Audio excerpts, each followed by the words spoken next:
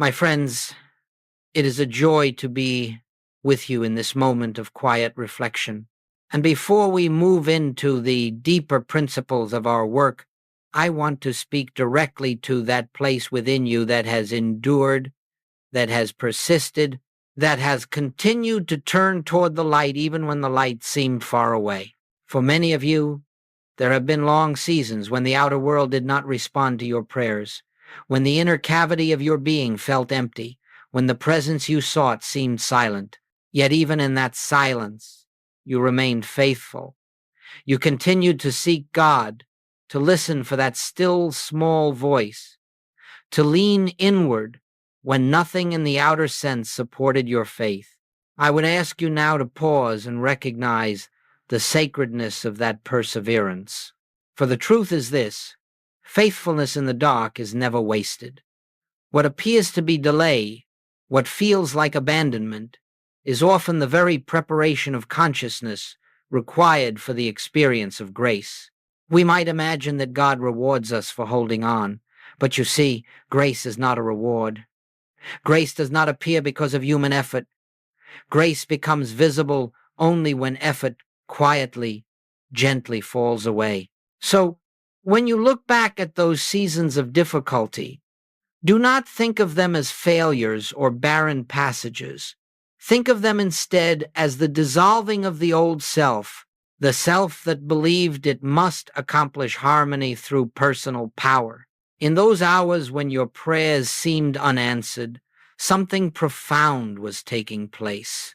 The human sense of "I can do it, I must do it, I must make it happen" was being worn away, not by punishment, but by love. The darkness did not come to defeat you, it came to hollow out the vessel so that it could receive. It came to prepare your consciousness for a life not lived through human will, but through divine activity. You have stayed faithful, not because you were strong, but because something within you knew without words that God is. And now we stand together at the threshold of a higher realization, that the God for whom you waited was never absent, that the grace you longed for was never withheld, and that the transformation you desired begins not with effort but with recognition. Today, we begin the journey of learning how to live, not by striving, not by pleading, not by the anxiety of personal responsibility, but by the quiet, effortless flow of grace. And the first step is simply to acknowledge the beauty of your endurance, for it has brought you to this place where the inner ear can begin to hear and the inner eye can begin to see. Now, let us turn our attention to a very subtle but deeply rooted belief that operates in nearly every sincere seeker. It is a belief so ingrained, so automatic, that most are not even aware they carry it, and yet it forms the central barrier to experiencing the freedom and harmony of the spiritual life. It is the belief that everything depends upon you, your effort, your discipline, your endurance, your prayers, your strength, your capacity to solve, to overcome, to achieve. This belief is not merely incorrect. It is the source of nearly all spiritual frustration. If you examine your inner reactions during difficult times, you will notice this belief whispering through your mind: I must find the answer. I must push a little harder. I must pray in a stronger way. I must keep God's attention. I must figure out what to do next. And you see, the very moment you accept that mental burden, you become separated, not in truth, for separation is impossible, but in your sense of relationship to God. In that instant, God becomes something external to be reached, persuaded, or activated, and you become the one responsible for initiating divine activity. But I say to you, this is the great illusion. The activity of God does not begin because of your effort, and it does not cease because of your weakness. The harmony of spirit does not depend upon the strength of the individual. Divine intelligence is not waiting for your command. It is functioning eternally, universally, impartially. And your task is never to set God into motion, but to recognize the motion already present. You see, the belief that I must do something to make spiritual truth effective is the essence of personal sense. It is the conviction that I, as a separate being, must accomplish spiritual good. And this is the very root of struggle. As long as you believe you are the one who must achieve harmony, healing, supply, you cannot help but feel anxious, because deep within you know you have no such power. And so life becomes a cycle of effort, followed by disappointment, followed by intensified effort, until eventually consciousness becomes weary. This is not a failure. This is grace in disguise. For when personal effort reaches its limit, something within you finally becomes still enough to say, "Father, I cannot, but you already are." In that moment, the shift begins. What we are learning is this: the spiritual life is not lived through human will, but through divine willingness. You do not make the sun rise. You do not make the tide move. You do not animate the breath within your body. These occur through the invisible activity of life itself, and the same principle applies to everything you have been trying to fix, change, or improve. As long as you stand at the center of your efforts, attempting to manage life by your own strength, you will experience the wearying sense of carrying a burden too heavy to bear. But when you begin to release that belief, when you begin to recognize that harmony is not created but revealed, not produced but perceived, then you step out of the way and allow the divine presence to perform its own work in you, through you, and as you. Let us then begin gently to question every inner impulse that says, "I must." Let us begin to watch the subtle ways in which the mind tries to take responsibility for life. And let us learn to replace that burden with a simple recognition. God is the life of my being. God is the activity of my experience. God is the source, the substance, and the law of all good. And I need only witness the unfoldment of that which already is. As we go deeper into this work, let us turn our attention to one of the most misunderstood principles of the spiritual life, the law of grace. I ask you to listen not with the mind that seeks to analyze or compare, but with that inner stillness which alone can receive the truth of spirit. For grace is not a concept to be understood intellectually. It is a living reality that dawns upon consciousness when the personal self recedes. Now, many have been taught implicitly or explicitly that grace is something bestowed by God in response to human behavior, that God rewards the faithful, the obedient, the devout. That grace is some kind of divine compensation for righteous living. But, my friends, that is merely a continuation of the human sense of separation, believing that God is far off, observing our conduct and intervening based on our merit. Grace is not a reward. Grace is not something earned. Grace is not selective. Grace does not come to some and not to others. Grace is the natural activity of the divine presence, always present, always functioning, always complete, waiting only for our recognition. It is the spontaneous, effortless outpouring of God's nature. And because God is infinite, eternal, indivisible, grace is not something God gives. Grace is what God is expressing. You do not receive grace because you ask. You become aware of grace when the asking ends. You do not attract grace through devotion. You become conscious of it when devotion becomes silent listening. You do not compel grace to act. You witness its action when personal will is surrendered. Do you see the shift? Grace is never the result of your effort.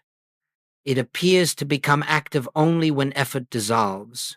The personal mind, with its ambitions, its fears, its demands and expectations, stands as the only barrier to the experience of grace. Not because grace is absent, but because grace cannot be perceived through the lens of striving. Imagine sunlight pouring through a window.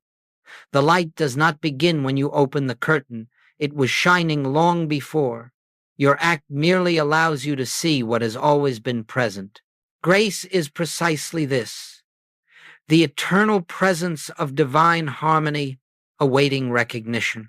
When the curtain of personal sense, fear, effort, planning, control is drawn aside, grace floods consciousness with its natural radiance. So let us be very clear. Grace is not God's response to your need. Grace is not triggered by prayer, nor delayed by doubt. Grace does not come because you have suffered, nor leave because you have failed. Grace is the uninterrupted flow of divine being. It is the law of God's own nature expressing itself as your life. And this is why a moment of stillness, true stillness, where the anxious striving of the mind subsides, can do more than years of human effort. When you are still, when the mind ceases its attempt to manage life, you become receptive to that which has been flowing toward you from eternity. Grace is not something you attain. It is something you allow. And the beginning of allowing is simply this: the recognition that God is the only presence, the only power, the only activity in your experience. When this becomes more than an idea, when it becomes a living awareness, you will find that grace begins to reveal itself in gentle, quiet, unmistakable ways, not as dramatic miracles, but as harmony, as rightness, as a sense of peace that does not depend on circumstance. Grace is the rhythm of God's universe, and when you cease trying to direct that rhythm, you discover it has been carrying you all along. Let us now look gently and honestly at what you have called your dark seasons, those periods of life in which the present seemed distant, prayers echoed into silence, and every effort to find spiritual clarity or relief appeared to fall upon barren ground. Many look upon these seasons as failures, as evidence of some deficiency within themselves, or as signs that God was far away, but nothing could be further from the truth. In the spiritual life, darkness is not a punishment, it is a purification. The darkness is the dissolving of the old consciousness, not the withholding of the light. And it is precisely in these seasons that something sacred is taking place beneath the surface of your awareness. You see, the human mind clings desperately to a sense of personal power, its ability to think, to plan, to fix, to create solutions, to manage outcomes. Even the most devout seeker often carries this hidden conviction: if I can pray correctly, if I can meditate deeply enough, if I can maintain the right attitude, then I will bring forth harmony. And so spiritual practice, intended to be an avenue of receptivity, becomes another form of effort. But life, in its divine wisdom, does something very tender. It allows the outer sense of control to crumble, not to harm you, but to free you, not to cause despair, but to soften the rigid structure of personal sense. For as long as you believe that you must accomplish spiritual good, grace cannot be recognized. As long as you stand at the center of your universe, directing your own healing, your own supply, your own destiny, you cannot perceive the invisible activity of God. So the darkness comes not as an enemy, but as a teacher, and it gently removes every illusion you have relied upon. The feeling of abandonment you experienced was not the absence of God, but the absence of your former sense of self.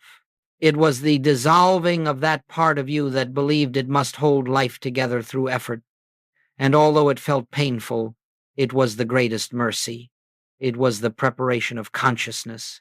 Faithfulness in darkness is the turning point of the spiritual journey. For when you continue to trust, even when trust brings no immediate reward, When you continue to sit in silence, even when silence yields no comfort, when you continue to open your heart to God, even when God seems mute, the personal sense begins to surrender. It cannot maintain itself under those conditions. It yields, and in that yielding, a space is created. Into that space, grace flows. The surface of the mind may have felt dry, but in the depths of your being, something was opening, expanding, becoming receptive. The ego was being emptied, and the emptiness, though misunderstood by many, is the doorway to grace. For grace requires a vessel, not a vessel filled with fear or striving or self-will, but a vessel emptied of self-sufficiency. So when you reflect on the dark places you have walked through, do not regret them. Do not imagine they delayed your spiritual progress. They advanced it. They humbled the personal sense. And humility is the soil in which spiritual awareness grows. Your faithfulness, your willingness to keep turning toward a presence you could not feel was the ripening of consciousness. You are being prepared for a life not governed by your own strength, but sustained by the infinite, and the fruit of that preparation is what we now call grace. Let us now move into one of the most transformative practices in this spiritual work, what I have called resting in the Word. And I would like you to approach this not as a technique, not as something to be performed or executed, but as a quiet posture of consciousness in which the striving self finally steps aside and allows grace to reveal itself. You see, the majority of what is called spiritual practice is still rooted in effort. Even when we speak holy words, even when we recite scripture, even when we meditate, there is often a hidden intention behind it. If I do this correctly, something will change. If I concentrate hard enough, I will receive guidance. If I affirm truth long enough, my condition will improve. But all of this is merely the personal mind trying to use spiritual truth as a tool to accomplish a personal desire. It is still the human self attempting to direct the activity of God. The moment you attempt to use truth to change a condition, you step out of truth, for truth is not a hammer to break circumstances, nor a rope to pull blessings down from heaven. Truth exists to be recognized, not manipulated. It reveals what already is. It does not create what is not. Resting in the Word is the gentle shift from using truth to abiding in truth. When you take a statement such as I and the Father are one, you do not repeat it endlessly in an attempt to make it true. You do not cling to it like a lifeline. You do not try to force your mind to believe it. Instead, you sit quietly, not demanding, not expecting, not striving, to simply be with the truth until your inner ear hears something deeper than the words. You let the statement settle into your consciousness like a feather floating onto still water. You do not disturb it. You simply rest in it.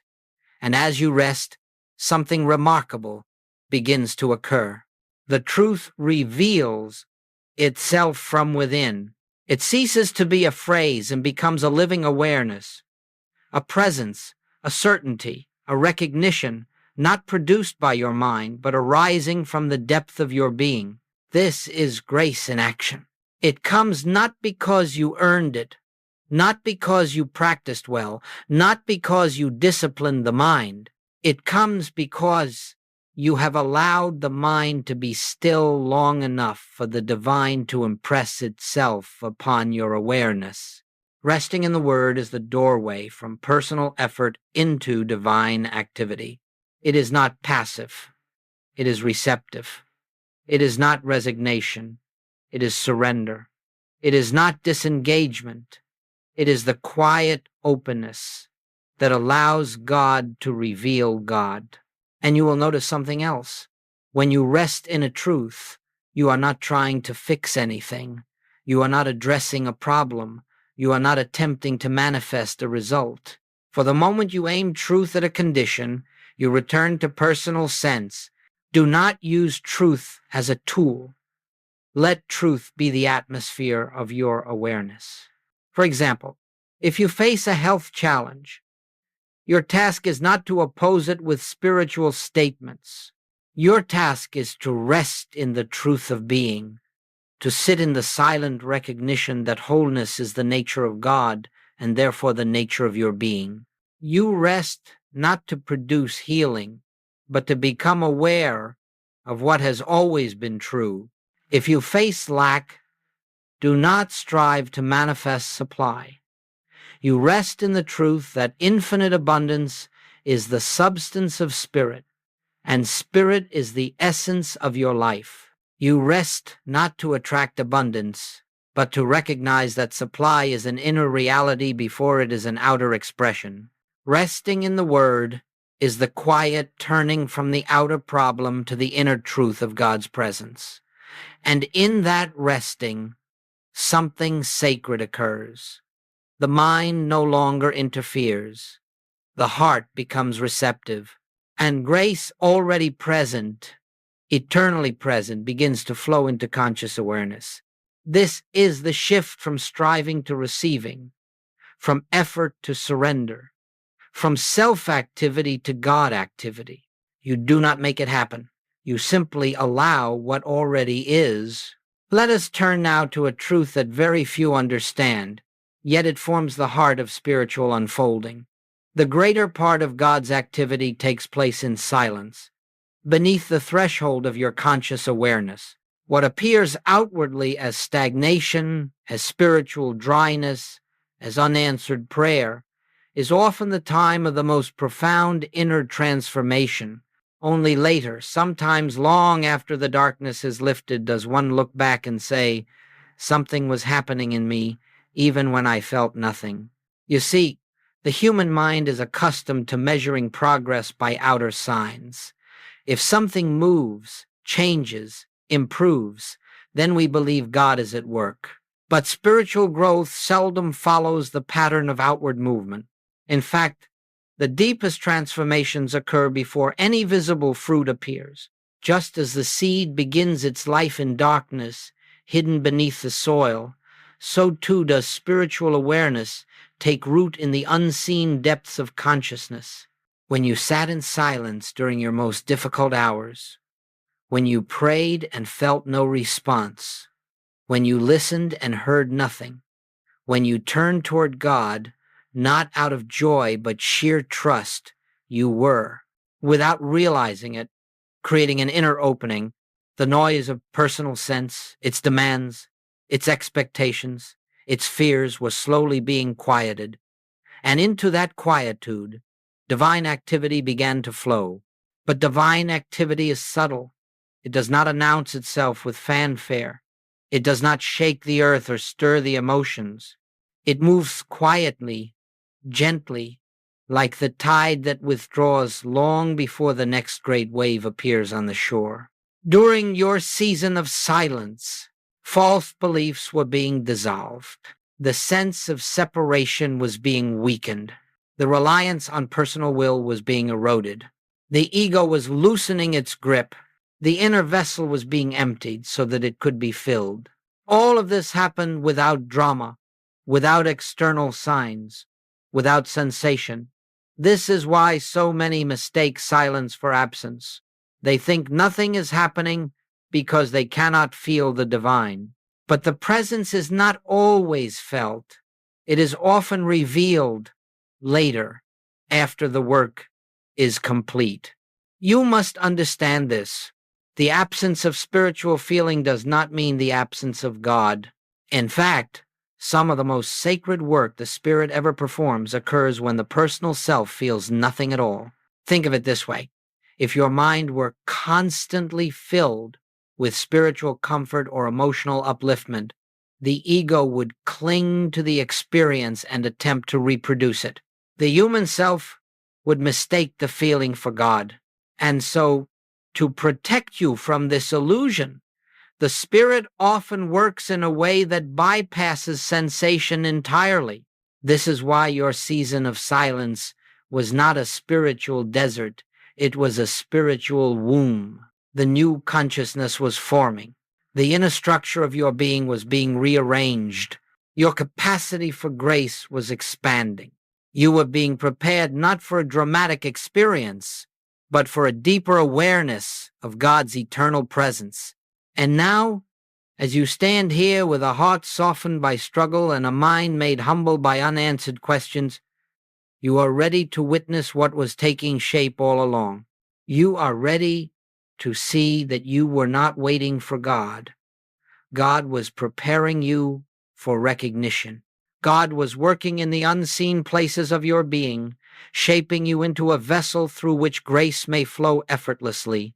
So let us release any regret for the silent years. Let us bless the darkness that purified us. Let us bless the stillness that emptied us. For without those hidden workings, the consciousness required for grace could not have awakened. You were never alone. You were never forgotten. You were being transformed. As we come to this next phase of our unfolding, let us consider what it means to live by grace, not merely to experience moments of grace, not merely to glimpse its activity in prayer or meditation, but to enter into a state of consciousness where grace becomes the governing principle of daily life. For the spiritual life is not fulfilled on the meditation mat alone. It is fulfilled in the ordinariness of each day, in the passing moments, in the simple activities through which God expresses as your being. Now, you may ask, how does one live by grace? What does it look like? And the answer is both beautifully simple and profoundly transformative. To live by grace is to live from the awareness that God is the only presence and the only power operating as your life. It is to relinquish the belief that you must direct, control, or secure your experience. It is to allow the divine intelligence that governs the universe to govern you. You see, when the personal sense is dominant, life becomes a constant calculation. Every choice is weighed through fear. Every step is taken with tension. The mind tries to plan the future, defend the present, or correct the past. But grace requires none of this, because grace is God in action, and God does not need your permission, your willpower, or your strategies to unfold harmony. Living by grace begins with cultivating a new inner posture, a posture of listening. Not listening for messages, not listening for voices, not listening for emotional guidance, but listening with a quiet expectancy, knowing that divine wisdom is the very fabric of your being and that its impulse will reveal itself exactly when it is needed. When you face a decision, pause, be still. Do not think your way into an answer. Do not analyze. Do not calculate pros and cons. Turn inward and wait. It may be a few seconds. It may be minutes. But at some point, a gentle sense of rightness will arise. Not a thought, not an argument, but a quiet inner knowing. This is grace revealing the next step not as a command, but as an unfoldment. When you live by grace, your actions cease to be reactions. They become expressions. You find that you are not struggling to make life conform to your desires. Rather, life begins shaping itself around the divine rhythm that is moving through you. You discover that there is a flow, subtle yet unmistakable, that carries you. Doors open without your forcing. Opportunities arise without your seeking. Needs are met before they are spoken. And what once felt burdensome becomes effortless. This does not mean that challenges disappear, but the nature of challenge changes. Instead of approaching difficulties with fear, you approach them with an inner assurance that the divine activity is already present within the situation. You no longer say, "How will I fix this?" but, "Father, what is the truth here?" And in the silence that follows, you become aware that the truth is already functioning. Living by grace also means you cease trying to manipulate outcomes. You stop praying for specific forms of supply, healing, or relationship. You stop dictating to God how harmony must appear. Instead, you rest in the awareness that divine intelligence knows the form before you know the need. You trust the invisible more than the visible. When you live by grace, relationships become gentler because you no longer ask others to fulfill your needs. Work becomes more peaceful because you recognize that the activity of your hands and mind is the activity of God expressing itself. Finances become less frightening because you begin to understand that supply is not dependent on outer channels. It flows from an infinite source.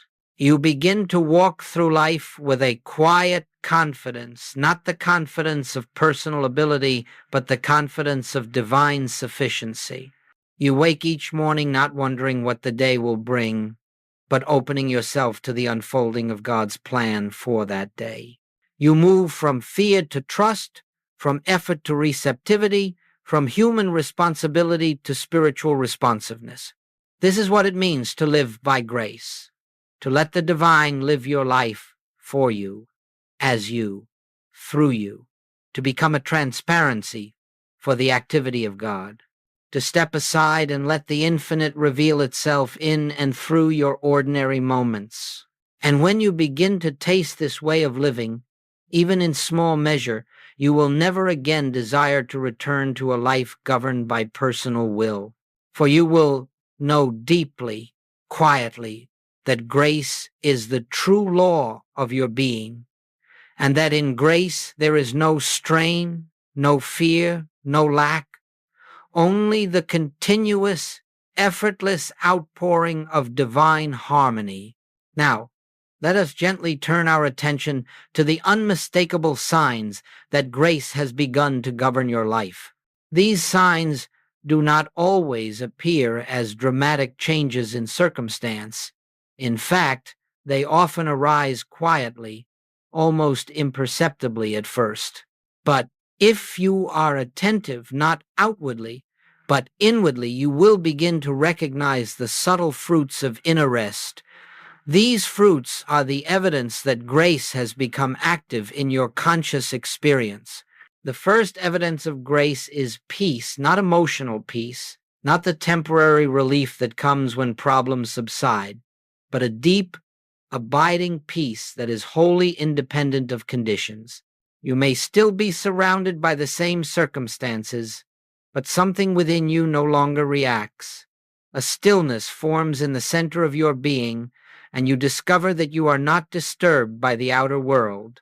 This peace is the hallmark of grace, for it arises not from improved conditions but from the awareness of divine presence.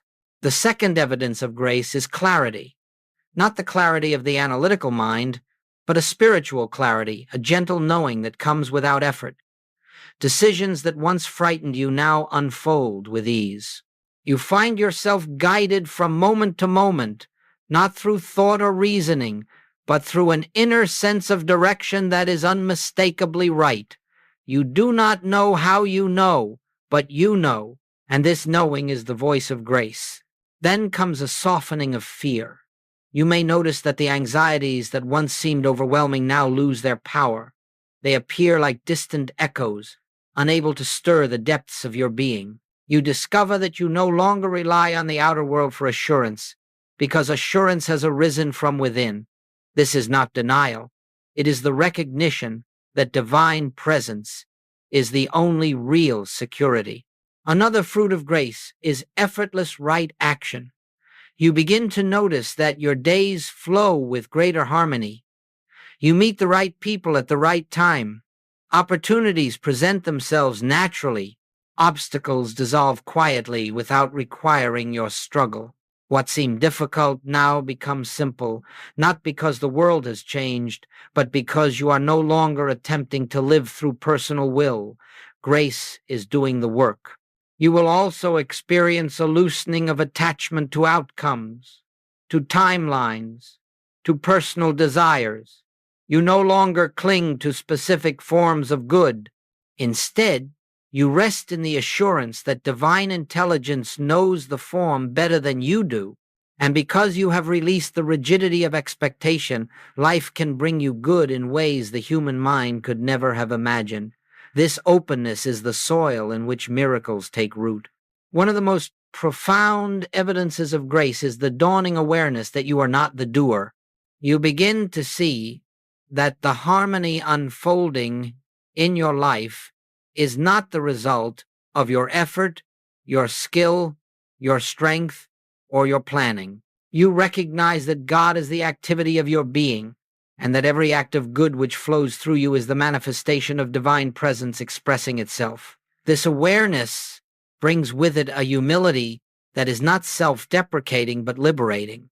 You are free from the burden of self-importance, free from the anxiety of earning or deserving, free from the need to control. And finally, grace reveals itself as gratitude without cause. A gratitude that is not tied to any particular blessing, but arises simply from being aware, being alive, being in the presence. You may wake in the morning with a quiet sense of joy for no reason at all. You may sit in stillness with an overflowing heart, not because something wonderful has happened, but because you feel the nearness of God. This is gratitude born of grace, and it is one of the sweetest experiences of the spiritual life. These fruits, peace, clarity, freedom from fear, right action, openness, humility, gratitude, are not accomplishments. They are the natural outpouring of grace. They are signs that the inner rest you have cultivated is bearing fruit in the visible world. And as these fruits ripen, you will find yourself living in a new atmosphere, an atmosphere not of striving but of trust, not of anxiety but of assurance, not of separation but of oneness. You will know, without question, grace is your true state of being, and it has been guiding you all along. As we come gently to the close of this time together, let us gather the threads of what has unfolded within us, not as ideas to be remembered, not as teachings to be followed mechanically, but as living truth awakening in your consciousness. For what we have spoken of today is not theory, it is the revelation of your own being. And as this truth settles into the quiet chambers of your soul, a new life begins to form. A life not governed by fear or striving, but sustained by grace. You have walked through darkness, not as punishment, but as preparation. You have endured silence, not because God withheld himself, but because God was reshaping your inner awareness. And through it all, even when you felt alone, you remained faithful. Now that faithfulness bears fruit. The ground within you has been softened. The walls of personal sense have been thinned, and into that openness grace now flows without obstruction. Do not imagine that you are returning to the life you once lived. You are not. You are stepping into a new dimension of being, a life in which your actions arise from inner peace rather than outer pressure, a life in which your decisions emerge from divine intuition rather than human fear, a life in which your needs are met through the unobstructed activity of the infinite rather than through the anxious efforts of the finite. You are not being asked to become something more. You are being invited to let go of what you never were: the anxious self, the striving self, the self that believed it was separate from God. All of that was an appearance, a temporary shadow cast by the mind. Now you are awakening to the truth that has always been. I and the Father are one. Not two beings, not two forces, not two lives, one. And from this oneness flows every form of good you will ever require. Harmony flows from oneness. Healing flows from oneness. Supply flows from oneness. Peace flows from oneness. But these blessings do not come because you seek them. They appear because you have ceased to seek anything outside yourself and have turned inward to the divine center where all is already complete. My friends, the spiritual journey is not a path of addition, but of subtraction. Not the acquiring of more truth, but the releasing of the personal sense that obscures the truth. And you have, through your faithfulness, through your perseverance, through your willingness to sit in silence, allowed much of that old consciousness to dissolve. You have created space for grace. So now, as you step forward from this moment, do so gently, with the quiet assurance that you are not walking alone. The presence that sustained you in darkness now walks with you in light. The grace that worked unseen will now begin to reveal its activity openly, and the life you once struggled to build by human means will unfold naturally through divine means. Let your heart rest in the certainty that all is well, not because the world outside has changed, but because something within you has awakened. Carry with you the awareness that God is not a distant power, but the very life that animates you. And remember always that where your effort ends, the activity of God becomes visible. You are stepping into a new rhythm now, a rhythm of ease, of peace, of inner assurance, a rhythm in which you do not strive, but allow. You do not cling, but release. You do not fear, but trust. A rhythm in which grace becomes the melody of your daily life. Go forward, then, not with effort, but with recognition, not with striving, but with surrender, not with fear, but with the quiet knowing that the grace you sought has always been the grace that carried you. This is your new beginning. This is your new life. This is the effortless light that follows faithfulness in the dark.